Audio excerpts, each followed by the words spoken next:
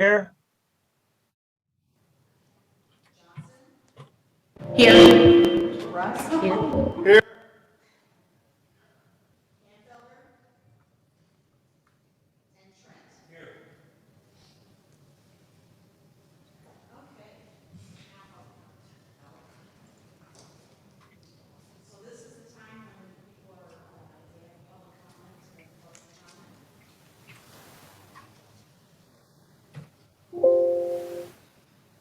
Hello, can you hear me?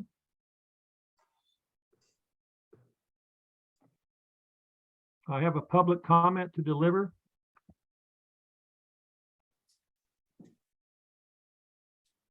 Something's going on with the audio. Yeah, we're not getting any audio in the remote with the remote participants. What should we do?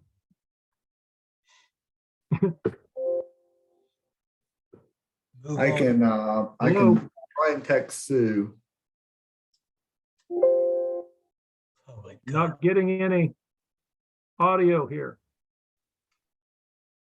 Hello?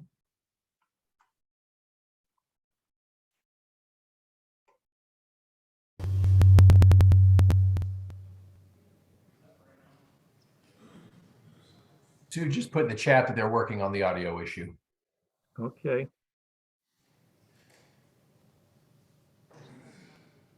Move on. You ugly son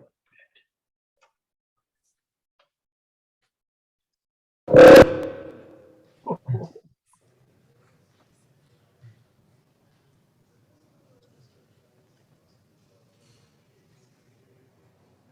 You can hear us. Okay.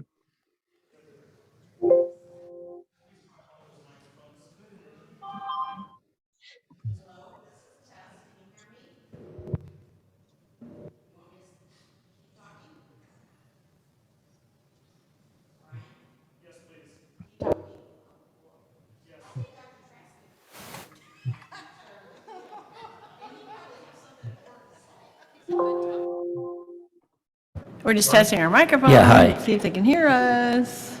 David, can you hear me? Hello. Are you with us? I can hear you now, Julie. Yeah, there is a slight echo. Can you hear me? I can hear you, David. Dennis, can you hear Julie? I can hear Julie. Mhm. It's an echo, but it works.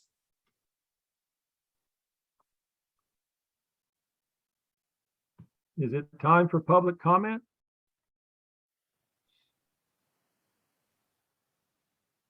I don't. Can people hear me? Yes. Do I get an affirmation of that? You just got one. Am I muted?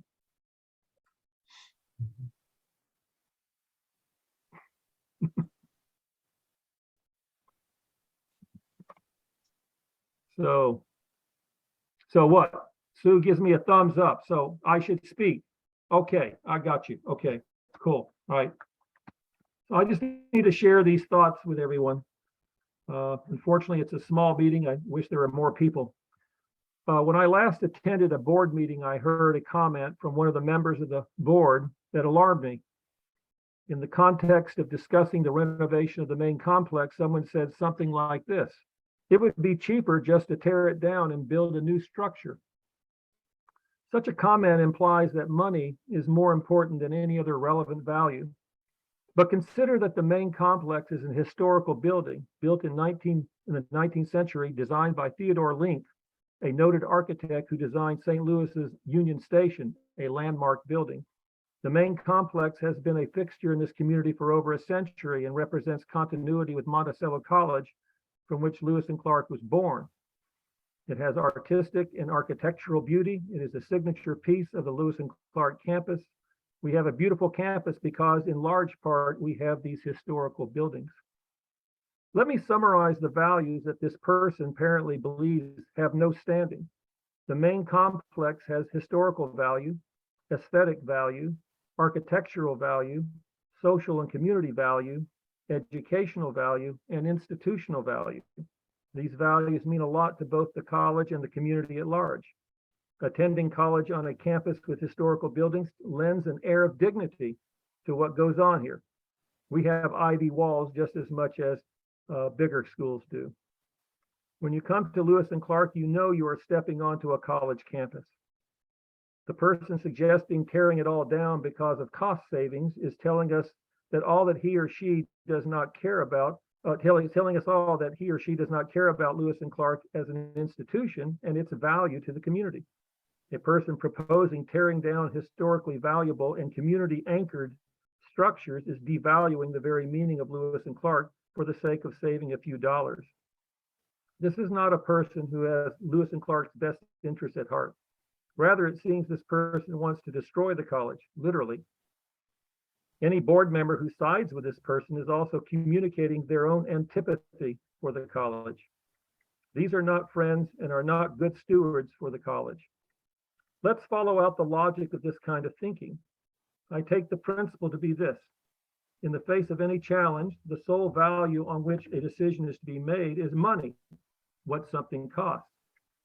So if it costs too much, then just tear it down, throw it away, let it die. A simple example from real life highlights the fallacy of this thinking. Consider an elderly family member's life is threatened by illness requiring medical care. However, while there's plenty of money for that, the family judges that it costs too much to treat him or her. So just let them die. After all, it's cheaper if they just die. Never mind the pain and suffering they may endure. Money is more important. The value to their family and to their community is of no consequence in this line of thinking. If this thinking gains wide traction, it will spell disaster, causing many avoidable deaths. Is this the value the Board of Trustees stands for? Money? Would you jettison all human values that make life worth living for the sake of a balance sheet? I urge the Check, 1, 2. reasonable Test. members of the Board of Trustees to work against this line of thinking. Mr. Mosher, Thank you. the I'm done. time is up. Thank you. I know, I'm done. Thank you. Yes, I went 4 seconds over on my timing. Thank you. Appreciate it.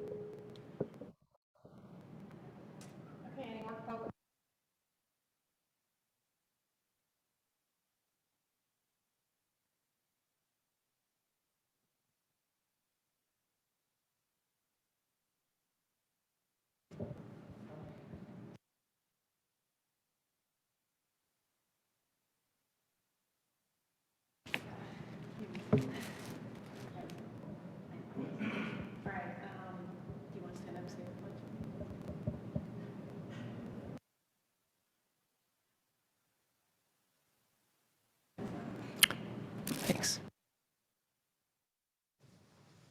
Good evening. I'm excited to say that USI is here with us tonight. USI has been with the college for a long time. We rely on them heavily for their knowledge and all the latest information in the insurance industry. So I'm excited for you guys to hear as well as much as we hear from them what's going on. So without further ado, USI.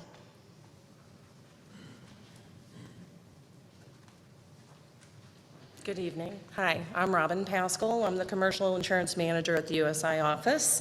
With me is Karen Scott, our Account Executive, Tracy Trentham, who is our Claims Specialist, and Mike Kneatman, who is our your Employee Benefits Consultant. So if I mess this up, I apologize, but I think it's pretty much like my remote on the... Okay. Okay, so here's our agenda tonight. We just wanted to go through, kind of show you what we do at USI on your behalf, Lewis and Clark and the USI partnership. Our one advantage, which is kind of what we call as our claim to fame as far as being USI. We'll go through the policy summary, history of the marketplace, your program structure, the risk control and claims, we've got a slide in there about that, some benchmarking on umbrella and cyber, and then our path forward. So USI One Advantage, let me take a minute to explain to you about this. Our CEO, Mike Sicard, is a visionary in my opinion. He started out in 1994 with USI, and he's built it to what it is now. The Omni is a program that over the years, they've collected all the data from all of our clients on everything. So it's this huge database that we can get to for any type of industry, any type of client. Then we've got our network, which is our local as well as our national resources, and I'll get into that in a minute. And then we got our enterprise. The enterprise is us. It's the team that's working every day. We have huddles on your account. We talk about your claims. It's the core to who the One Advantage is. So then here is your service team. Mary Cade, who isn't here with us tonight, she's your account manager. Keith's account rep. All these folks that you can see on this picture, they're working your account every day. They're your go-tos, the top line go-tos, and the tech support is the claims team. You can see this Tracy sitting here. We have Gab, Ross, and Dan Bimbauer is your loss control risk manager, who I think has been out here on a couple of occasions, right? So here's the network. So the network is, you're going to see by the bubbles where I can name Hal, who isn't here tonight. Hal and myself are the management team, if you will, the consultants here in the St. Louis office. And then you've got the Karen, the Mary, the Keith, and then we go to the casualty analytics. Gab, she's the one who ran the benchmarking for us. She's the one that can do some loss analysis, that kind of thing. So it's just the breadth of all the services that we provide to you. In the background, but we talk to these people on a daily basis. So here's the policy summary. I probably should have this in front of me because unfortunately it's a little off to the side for me. And glasses. Okay, so just to go through the policies, if you've got questions on what they do, let me know, but I'll go through it. You got the pollution liability, you have crime fiduciary liability, your truck driving program. We have the student athletic accident policies. There's 2 of them. Commercial property and cyber. We have special events, general liability policy. We have watercraft, dental and medical health professional liability, your business auto, the GL, educators legal. You have your excess policies, fine arts, drone, student professional. You got another blanket accident policy and work comp. You've got a breadth, quite a few insurance policies that cover the campus, cover your activities, your operations. Pardon? Is there a question? Anytime anybody has a question, just go ahead and stop me. But I'm going to turn it over here to Karen, because she's going to talk to you about the marketing that's gone on the account. We're showing you basically the last 3 years, what marketing was done, to who, and what the results were. This isn't all-encompassing because there's times that we will call carriers and say, this is the risk, would you be interested? I mean, that's kind of what we do on an ongoing basis. Anytime we hear companies come in, hey, would you consider this? So just because it's not listed here doesn't mean that there hasn't been conversations with different carriers. One of the things that was done to help with cost, we increased, or you chose to increase your property deductible in 21 from $10,000 to $25,000. So you're accepting a little bit more of the risk on the property, which in turn helps to reduce the property rates. We're in a situation right now where pricing is just continuing to go up. Between nuclear verdicts on general liability, you've seen all the settlements of large liability claims that, not necessarily in the education industry, but throughout all types of industries, but it's affected the insurance. We're seeing pricing go up on liability lines. We're seeing excess liability limits reducing. So it's harder to get the amount of limits that you want, but we have been successful in continuing to keep the full limits for you. And then if we look at the market conditions, your USI generated this, and we're looking at what we're seeing at year end in '21 and mid-year of '22. Everything is pretty much staying consistent with the increases. The property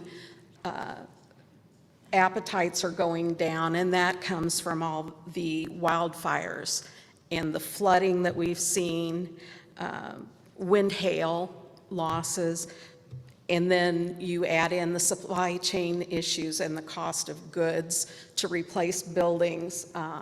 That's why we're kind of seeing the increases on the property side as well. The International here doesn't really apply to you, but if you look at the environmental for your pollution, the aviation is kind of where your drone coverage would come in. So that's just kind of a quick snapshot of what we're seeing in the marketplace right now. Then we look at your program structure, and we list limits and deductibles. The dark green, the excess liability up to the 20 million. The boxes that are underneath that are the policies that fall within your excess liability. So these coverages you have up to 20 million in excess coverage, along with the basic liability limits. Yes? Is this program structure similar to other community colleges, or how do you decide how much liability? Use your mic. Sorry. Is this program structure similar to other community colleges? Do you service other community colleges, and who decides how much liability? I'm sure there's somebody that tells us that. I do work on other community colleges in Illinois, and your structures are very similar to what they carry. I have a client who says, how do I know how much is enough? And unfortunately, we don't know, but we know what other people are carrying. And further on down, we'll show you some benchmarking for your cyber and umbrellas. So somebody asked me, well, what kind of a loss would we have that would get into $20 million? Your athletic buses, if they were in a bad accident and you had several people killed or permanently injured, that's going to hit that 20 million pretty quickly. So that's just one instance of the liability limits and why we feel that those need to be at least that high. I'm going to flip forward to the benchmarking and then let you finish. I have a question. I'm sorry. Along those same lines, I'm curious to know how you follow claims that are occurring throughout the country so that you know what a reasonable amount would be. How do you do that? Within our database that Robin mentioned, that we compile the information from all of our clients. We also follow all the industry publications, that type of thing, to know where they're seeing things. There's a lot of different areas, but our biggest is through our own system and the clients that we handle. And that's shown too in the benchmarking, which I'm going to skip to there. Then we'll come back to the claims. If you look on page 14, there's our umbrella benchmarking, which is your excess coverage. And the black line there is your limit, which is 20 million. And it says you are in the high middle of the range. So it's kind of on the higher end of what some carry, but you're kind of right in there with most. And these are actually USI clients that we use to come up with these numbers. Who do you consider to be our peers? Your peers, Parkland College in Champaign, Illinois, Illinois Eastern in Charleston would be a peer. That's just a couple of them. Yeah, these are the Illinois schools that we consider would be a peer, junior college, community college. I guess I'm kind of looking for like, how do you compare the size of them? I mean, we're not as big as those you just mentioned. We're about the size of Kaskaskia. Yeah. We look at student count. It's at the benchmark at the top. It's Yeah. colleges, universities, and it's going to tell you where the group or the group of peers that we pulled revenues. together that pulled this data for. Yeah, it's, So it's 89 peers that we feel fall within your parameters of the same size university. yeah. Or community college. And it's using revenues from 15 million to 150 million. So a client would be a college. It says client, Yes. client range, okay. And then also is the cyber benchmarking. You have a 2 million limit when compared to the peer group is in the middle of the range.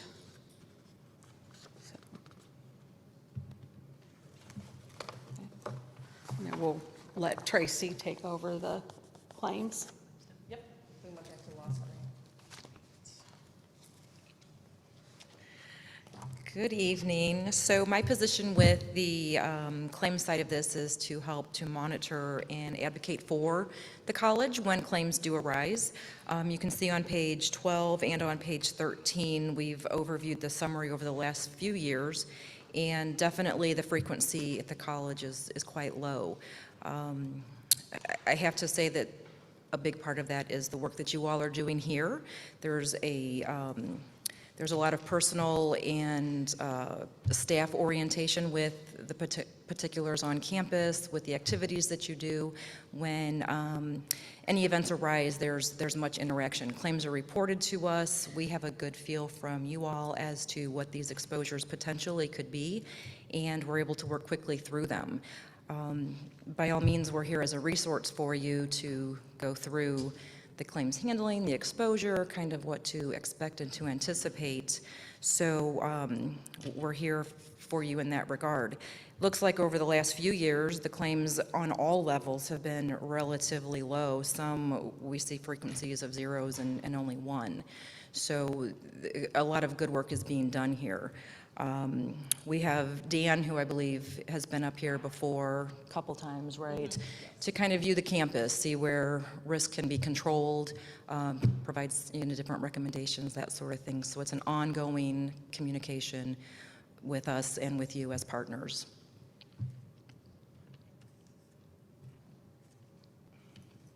Who's next? Did you want to talk to this claims and risk controls slide? Oh, yeah, so on this here, workers' comp, our adjuster is not here, your specialist is out of state. By all means, that is one of the areas that probably is the most exposure-driven, just because of so many employees, different risks that can take place, things of that nature, but still quite low. We have... Oh, sure. Okay, sorry. So still, even with work comp, the claim count is quite low. We have seen over the last few years very little in terms of exposure, and definitely not at a high volume or a high risk exposure. I think you've got one ongoing matter that is still relatively high in reserves, but does not appear to be one that's going to just put anything over the edge. That particular one, it looks like there's a nurse case manager on board, so you've got, the right people in place to help control and monitor that exposure as it continues through. So I know for my businesses, if we have a good loss record, that they give us a discount. Does that, at this level of insurance, does that factor in, or? That's actually something, yeah, you guys can answer that. There's an experience bond, one question, what your loss history is about. Yeah, just like small companies, these, Honestly, the rating factors are all the same. Yeah, Same negotiating thing, you know, just on a little bit higher scale. okay, that's good.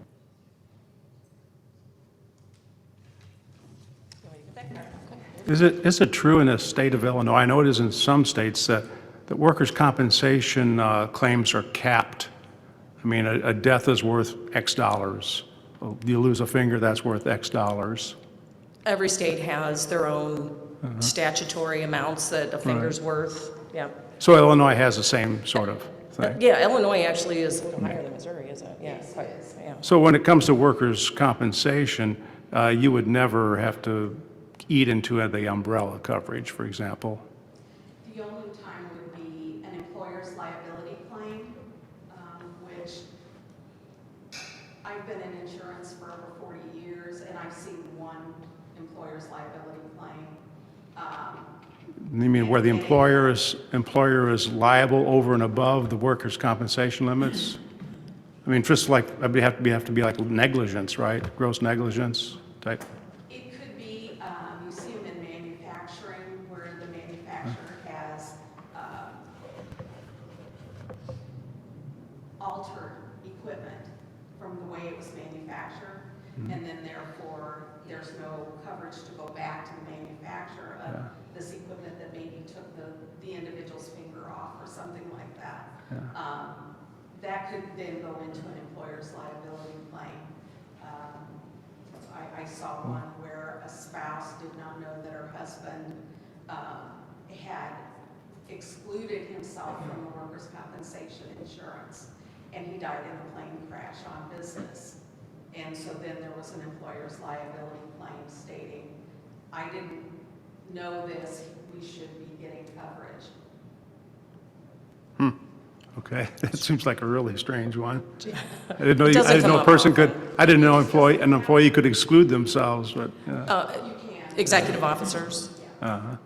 And he was the owner of the company and excluded. Oh, he was one of the owners, or the owner. Yeah, Oh, an well, employee yeah. couldn't, right, Yeah, they can exclude themselves. correct. yeah. Kevin, if I could, It does seem like an annual premium here seems kind of high considering the relatively low exposure that we have. I would think, how would now, like students that are working like in construction, they wouldn't be covered by workers' comp. That would be under the other coverage. Correct, yeah. Workers' comp is These are actually strictly- just for employees. Yes, Yeah. So we're only Payrolled employees, so we have, employees. some maintenance employees that, they could get hurt, of course. Be pretty hard for teachers or administrators to get hurt on the job. They can't, it happens. typically, that's why the rate for those classes are a little lower than a maintenance or any laborer. Class where something goes wrong. I've seen that. Yeah, if they're working with chemicals, for example, right, yeah. And a teacher would be in. Yeah, that's true. Are you aware of any community colleges that are actually self-insuring for workers' comp? I have seen that, yes. You have seen that, yeah. Okay. How's it working for them? They went back to guaranteed cost.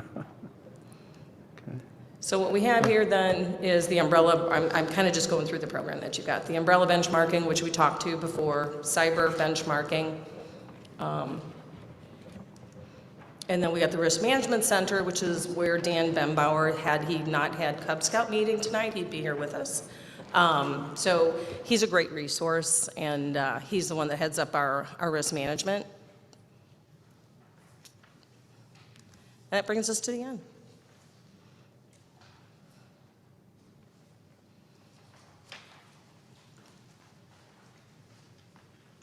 So we're here for questions, or if you like, you think of something later, feel free to let Chris or Lori know, and then we can. I'm looking at the policy summary. What's the difference between the student athlete accident policy and the catastrophic policy? Why wouldn't our umbrella cover the catastrophic? Karen, do you know? Because I don't know that. Most policies for schools exclude students from the general liability for slip and falls or any type of accident.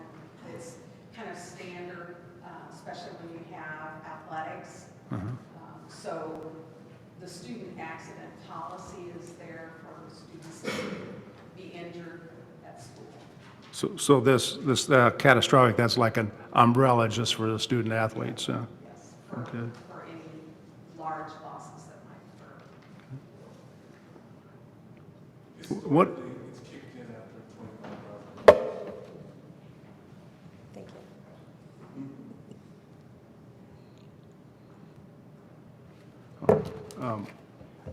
I was wondering, what is there's a policy for watercraft, hull, and liability? We have You have watercraft, boats. or? Yes, you have vessels. We do. Yeah. For NGREC? Pardon me? This is National Great Rivers? Yes. Yeah, okay. And how is USI compensated? A commission base? But it's paid directly from the insurance Yes, it company is. as part of the premium? Yes. Yeah. Is that broken out here somewhere, or? We did not break it out, but I can provide it to you. Oh, I have an average. There you go. Over all of your premium and the commission will receive, and it's about 10.8%.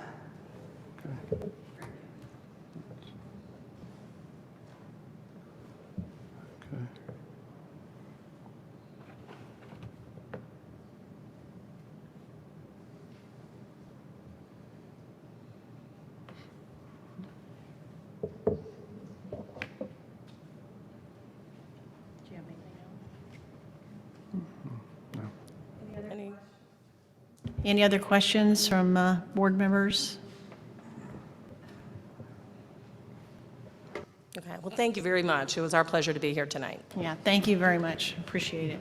I gotta give the clicker back to this gentleman. Okay, next on our agenda is the budget health update. Sure, and I'll go ahead and give that. It's a brief this evening.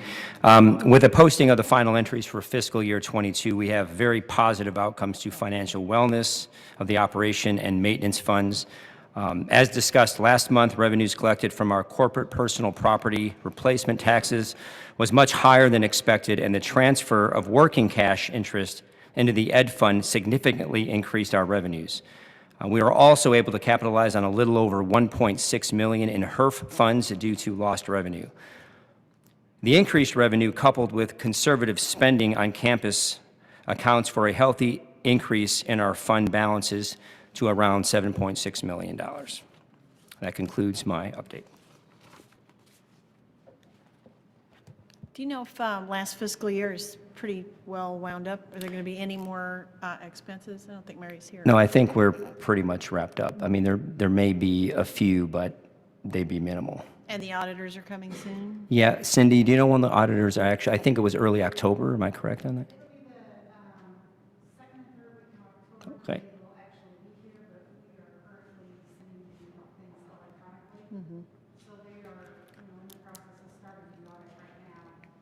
Okay.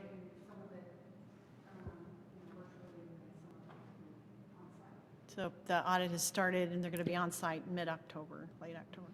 Yep. Okay. Thank you. Thank you, Cindy.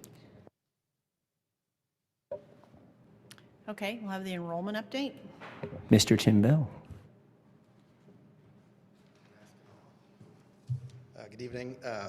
As you've seen on the latest report, our non-high school partnership headcount has just reflected a decrease of just less than 1% from last fall. Our total headcount, that includes all students, traditional and high school partnership, and credit hours, are both down approximately 3%. But considering we've had some personnel transition, including me, the count is coming in slightly slower than last fall, so we expect those total numbers to be more in line with the non-high school partnership counts moving forward. And there's no danger of getting we should be able to get all these before our 10th day numbers are reported on September 23rd. Very interesting about the numbers too is the large reduction of online credit hours. And as we've seen with the excitement, we've noticed a lot more students on campus, and this is another indication that students want to be on campus. as opposed to taking the majority of their classes online. So we're looking at that. And in the same vein, with the help of Dr. Krieb and our IT department, we're looking to better define and track our different modalities, such as online, BlendFlex, virtual, to help us track those trends among specific student populations. This will help us schedule courses, linking students in different demographics, different programs more efficiently. And this, of course, goes along with our theme of increasing access to all. We've also started aggressively continuing to work on our 3-year enrollment management plan, which is required by our HLC accreditation. Provides a roadmap to our enrollment strategy. This plan represents our framework to increase and sustain enrollment, to continue to broaden that access to specific student and community populations, such as underserved communities, non-traditional students, high school graduates, and even current high school students. As you know, we've really started working on some more concurrent enrollment. High schools are very interested. I think we've met with some superintendents, principals, and school counselors the last month, and the interest is there, and it's great. Also in this plan, this framework will align with our Key Direction 1, and which specifically focuses on that enrollment and retention, but it intentionally stretches across all those key directions we're looking at. Actually leading an express mover team to continue this work, a great team from a broad range across campus, and you will receive a report, like a draft plan in October, and we actually kind of need to get this done in November, so you'll see a full plan in November. And that's it. So if you have any questions, I'm more than happy to answer. Thank you, Tim. Thanks. Okay, we'll move on to our omnibus agenda. Are there any items that board members would like to pull out of the omnibus agenda? Else, we will vote on all of them at one time.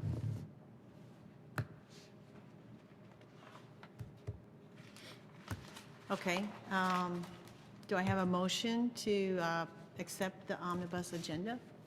So moved. Second. Okay, I have a motion and a second. Any discussion? Okay, call the roll. Barker, Yes. Trent, Yes. McCain, Yes. Hyen, Yes. Johnson, Yes. Rust, Yes.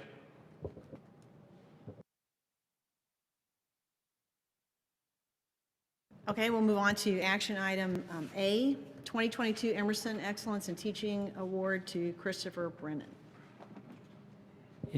Sue, if you want to talk a bit about that, although there's a narrative there, I thought it'd be good to, talk a bit about the award. So Chris Brennan retired, unfortunately, right at the end of last year, but he was already nominated. And so Chris was voted. He's an instructor in our art program, and he was the coordinator in our art program and was very much loved. He retired, and we wanted to bring him back, and so we announced it at In Service, and he got COVID the day before. So we had to ruin the surprise, and he couldn't come. But we still want him to know how celebrated he is and how much we miss him, and the students really loved him. Let's pretend he's here. Yeah.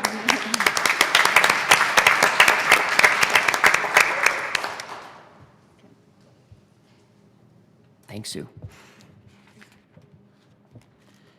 Okay, next we'll move on to B, 4B, Amendment of Travel Policy 510. Do I have a motion? What? Motion.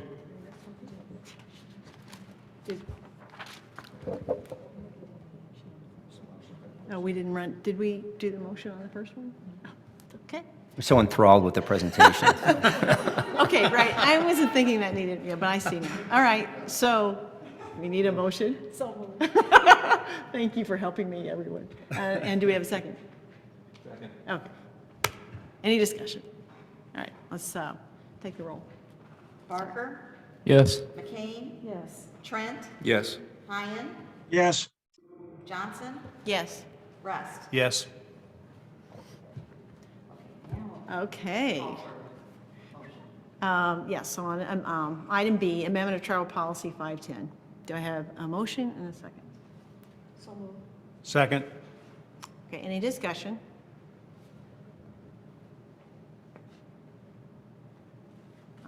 All right, let's take a vote.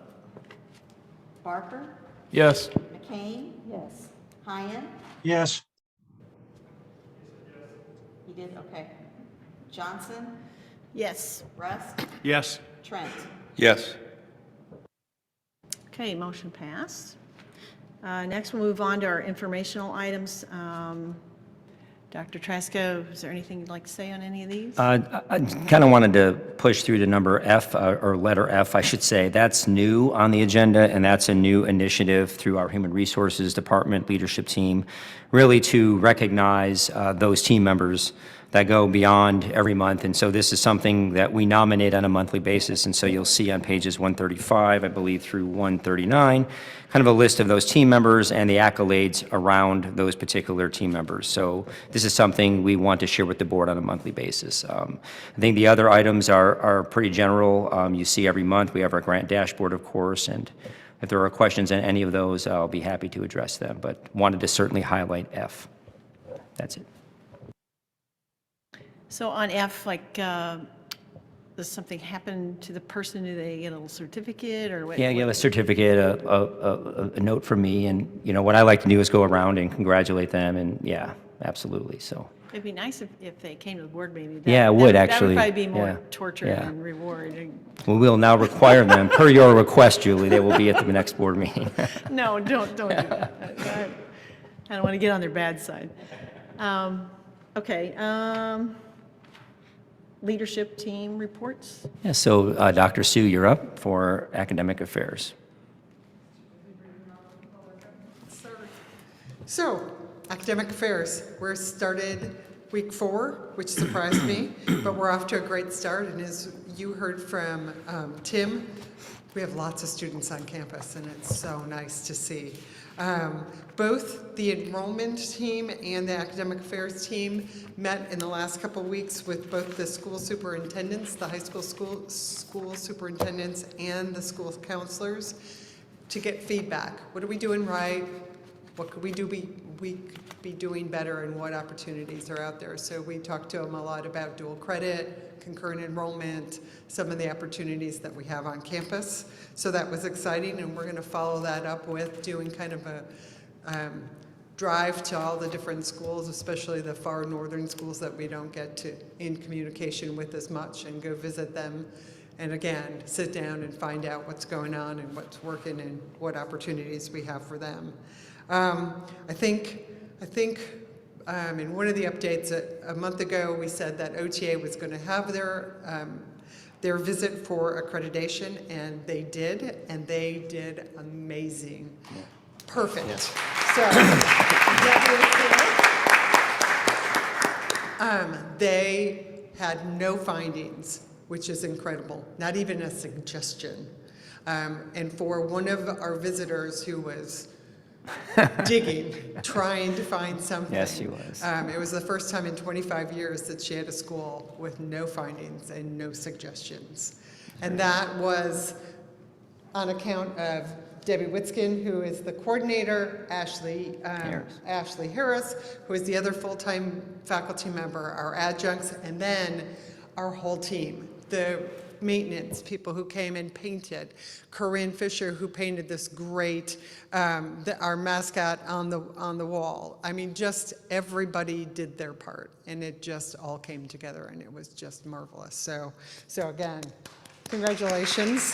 We'll find out officially how long we get. We can get up to 10 years of accreditation, so I can't imagine we wouldn't, but nothing's official. Technology-wise, we're moving from our normal Blackboard to this new version called Ultra, so that's going to be a little change for us. but that's coming along. In adult education, they've been super busy. We have a partner in Staunton, the Staunton Helping Hands Center. They've gone through a whole renovation, and that's great for our students.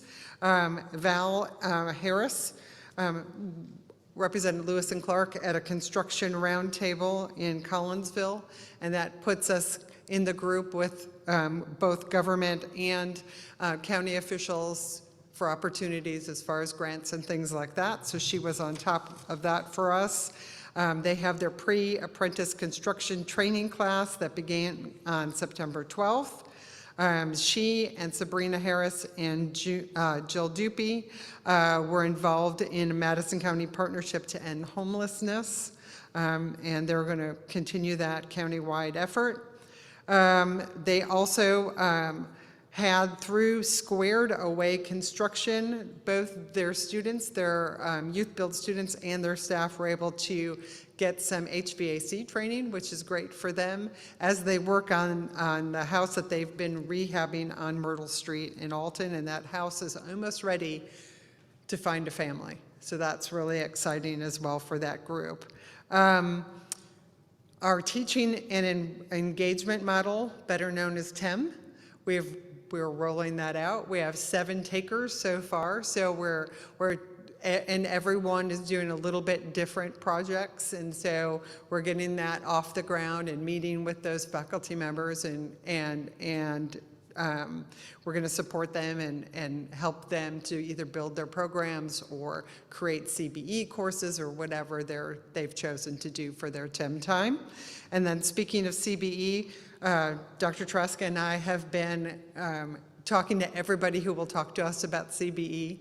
We're going to end up probably in Salt Lake City somewhere along the line to go talk to that school because they're one of the leaders in CBE to try to get into the nitty-gritty. I think we understand how to measure competencies, but just how do you charge students? How do you pay faculty? What about financial aid? All those little nitpicky things that we need to have right so that we really get off the ground with this. We're expanding it. We've already talked to our IT department, and we're going to get him on board, and we're going to light a fire under all of us and hopefully have that program approved by HLC by fall so that we can have a second whole program. And once we get 2 whole programs approved by HLC, then we don't have to ask for any more permission from HLC. All the rest of them will be approved. So we just have to get over that hurdle. But we're going to keep moving to expand our opportunities for access. So whether it's BlendFlex, CBE, whatever it is, we're going to get to those students and hopefully reach more students. Any questions? On that TEM rollout, when you say we are meeting with faculty, do you have like a faculty lead on that, or who's actually so we have spearheading, or is it you? So we have 7 faculty, and myself and Dr. Traska are going to meet monthly to check in with everybody to see how they're doing. Our first meeting is, I think, in a week or 2, and we're going to go over kind of what are our measurable outcomes and kind of, start to really line up the data, and then meet with them once a month so that they can interact, what's working, what's not working, and then just be each other's mentors. And then even invite other faculty that are thinking about it to come into some of those meetings so they can hear what's working, what's not working, what should they be thinking about if they're thinking about TEM. Thank you. These, the TEM people, are they, what disciplines are they in? Or what can you describe them a little bit? Yes. So they are criminal justice, process operation technology, automotive, radio broadcasting, English, maybe EMT. We're working on that. IT. IT, yeah. And there's 7. We get 7? Yeah. That might be 7. Yeah, those are the groups. So it's pretty varied. And possible architecture, Right. Joel, yeah. Yeah. So, Was it kind of expected that it would be mostly involve CTE people? Yeah, faculty? because they have the opportunity to really build out their program or think about recruiting or changing their whole program over to CBE. You know, I think that's the group that would jump on first. There might be, I think in a year or two, there might be more in the gen eds that start to think about, hey, I'd like to use my time differently to maybe redesign what we're doing or how we teach. I think it's it's just new enough where you have to be a little bit of a, on the edge to try that on. And then I think as it becomes a little bit more routine, there'll be more takers. One other question. You mentioned Blackboard. Are we leaving Blackboard? No, we're not leaving Blackboard. This is just a new application. It's a kind of a new look of what Blackboard's going to look like, and it's called Ultra. And my last question, are there any updates on any new programs that we have in the hopper? Anything? Not as yet. We have a grant that from ICCB for health sciences to expand health sciences. We've been talking to the hospitals about how to expand that. Right now, we want to increase what we have, how many students we can get into the programs and how many opportunities we can have. But we really would like to expand opportunities, but it's, it always comes down to cost for equipment. So we've talked to programs about sonography and radiology and things like that. And we're just trying to figure out how we can do that, how much equipment we'd really have to get. Could we get donations and things like that? So we're always looking for opportunities. Can we do sonography? I think SWIC is doing sonography, right? Right, they just have that. But they also have radiology, so some of that equipment, at least they have kind of the setup for that, and we don't. But yeah, I have a cardiac sonographer who contacted me and said, I will teach for you if you start that program. So I'm trying to talk to hospitals to figure out what kind of equipment we'd have to have minimum to start that program. So yeah, trust me, I'm on it.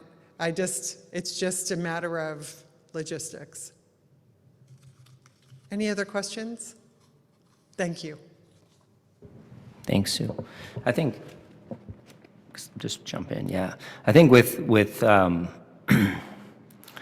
new programs, and this is something we even talked about last week in Springfield with some other presidents, is, all of our schools at some level have a niche program. And, for us to start a brand new program requires a significant investment. So, we've talked more and more about these stackable credentialing short-term pathways that could lead into a broader program that might be at a Heartland or, an Oakton or a COD. And so I think one of the conversations that's beginning at more of the state level is how can we help support one another's programs in terms of a sort of a shared credit hour sort of model. So these are some of the things that, from a personal level, I'd like to have more exploration around at the state level, because it does take significant investment. The other piece too, and these are some we're not really prepared to talk about at this point, but there are some corporate partners in the area where we're looking at some specific programs that could align to their needs. But from a competitive perspective, I'd rather not talk about those, and those will be coming to the board through updates to make you aware of those. But I think those are the unique opportunities that we have. And then, of course, with some of the work that's now going on with CBE, that will be the future. And as part of a president committee, we're going to develop a framework for CBE for the state. So there are seven of us, including myself, who's chairing it, that are going to bring a proposal by December to ICCB. We have an ICCB representative on that committee as well. As more and more schools become not just interested in it, but realizing that is the way that we're going to be able to create broader access and be certainly more flexible, especially with our non-traditional student population. So just a couple things. On Thursday, members of the team, including myself, some HR team members, I think a few members of the exec team or leadership team, are attending a BJC healthcare symposium to really look at some different models that could possibly benefit Lewis and Clark. So we were invited by the CEO of Alton Hospital, Dave Brash. So So looking forward to sort of hearing a little bit more about what's going on there. A couple of other things, and I always have to apologize to the board for the 15-page update that they got, but a couple of things on that. Yeah, and how many of you read that? Raise your hand. I know who's going to raise their hand, right? But a few things that I've shared with the board in recent weeks beyond the update is our progressive maintenance report. So I want to definitely give kudos out to Chris Palda and Wolf for their tremendous effort in taking on that charge to create a long-term responsive maintenance plan versus a reactive maintenance plan that will allow us, knowing that our campus is very complex and very dynamic and is old in a lot of places, needs a lot of care. So we have a really good plan in place that will continue to evolve. And we've received some really good feedback from a few board members to add some layers to that to help us better understand what the needs are and how much those needs are going to be in terms of investment. Trying to think here. I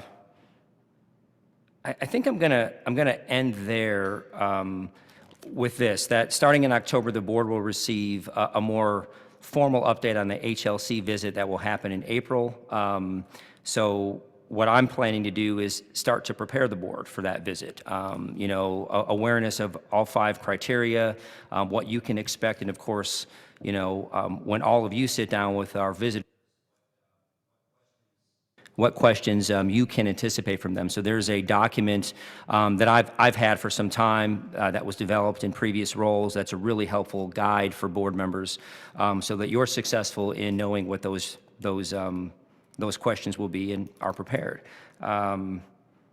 Yeah, so I think that's it. Oh, and the other thing too, one more thing, I'm just reading my writing, is dashboards. I know that's a big one. I'm a big dashboard person. We are piloting, or not piloting, but going to be getting demonstrations from 3 groups. One of them is Workday. It's a popular one. You see commercials on them. But they provide financial dashboard systems as well as project management systems, so we'll be able to track and measure our progress. And I think as Tim alluded to, we're really digging into data in new ways to better understand the story of our data from a historical perspective, but also how it can help inform really where we need to focus in terms of whether it's enrollment or whether it's finances or whether it's around athletics or whether it's around operations. So I'm very excited about those things because they're beginning to sort of evolve as a cultural expectation of Lewis and Clark. So other than that, I always want to thank our team. Just everybody keeps stepping up, and so I appreciate each of you. So thank you.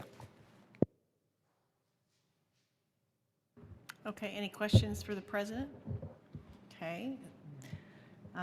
It's my understanding we do not need a closed session this evening. That's correct. Okay. You're going to allow me to adjourn? Thank you for your patience with me tonight, and meeting's adjourned. Thank you so much, everyone.